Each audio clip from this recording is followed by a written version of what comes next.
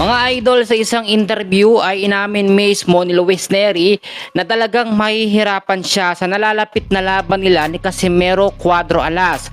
Base na rin yan sa nakikitang training ngayon na ginagawa ni Cuadro Alas at bilang paghahanda sa maging laban niya dito nga po kay Luis Nery.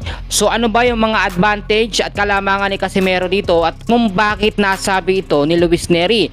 So mga kaibigan, ganito po no, sa pinaka-latest na update nga po sa nalalapit na laban ni Casimero Cuadro Alas at Luis Nery sa April 18, 2026 no, sa Kyrgyzstan po ito gaganapin. So ngayon, maraming nagsasabi na si Casimero Cuadro Alas overweight pa at hindi pa nakukuha yung 122 pounds.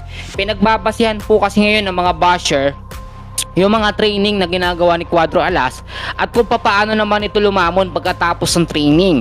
So yun yung sinasabi natin na nayu-useless o nababaliwala yung training ni Casimero. Kasi after mag-training, makipag-sparring sa kanyang kapatid, kumakain naman daw ng matindi. Pero hindi nyo ba nakikita yung kinakain ni Casimero is for diet, no? May kamote, simple food lang.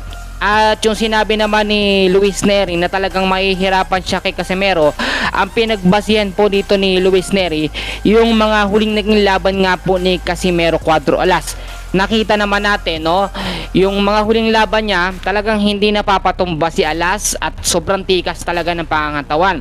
Ngayon, yung sinasabi nyo naman o yung sinasabi naman ng iba na overweight si Casimero, kitang-kita nyo naman 122 pounds basic at kayang-kaya ni Casimero. Alam naman natin na natuto na si Casimero nung lumaban siya sa Japan mga kaibigan, na overweight po siya no, nakita naman natin at nabigyan po siya ng penalty.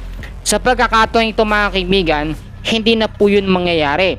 Sa kabilang banda naman, ang kampo naman po ni Luis Nery ay talagang may mga strategy na ilalabas lamang sa magiging laban nila ni Alas. Bakit mga kaibigan sinasabi nila na ito talagang pangmalakasan at kayang patumbahin or pataubin sa loob lamang ng ilang rounds etong si Casimero? Nakita naman natin kilala etong si Luis Nery sa bilis ng kanyang mga suntok no, yung bilis at lakas, yung mga kombinasyon. Si Casimero naman kilala sa pilang magiging matatag no, or sa pagiging matatag na boksingero na kahit tinatamaan na po ng maraming suntok ay nababaliwala lamang po. Sa pinaka-latest po na record nila, sa mga hindi pa nakakalam, ito po si Casimero po no, ay kampiyon po no, sa tatlong kategorya na may 35 wins po, 5 talo at 1 pong tabla.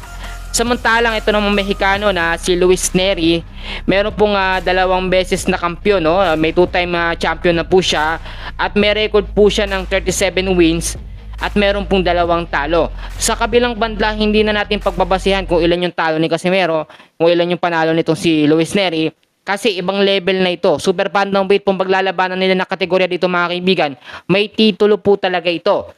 Ngayon, marami ang pumupusta kay Luis Nery at hindi na pinapansin si Alas. Well, magkakapahiyaan tayo ngayon once na magsimula na yung laban. Si Luis Nery, sa ilang update, ito ay nababad o nasobrahan sa training. Kaya kung makikita nyo, medyo hindi ito masyadong nagpapakita sa social media dahil nga malapit na yung laban. Ayaw ng kampo ni Luis Nery na malaman at mabasa ni Cuadro Alas ang kanilang estratehiya at mga techniques na gagawin. Yan muna ang update natin sa ngayon mga idol.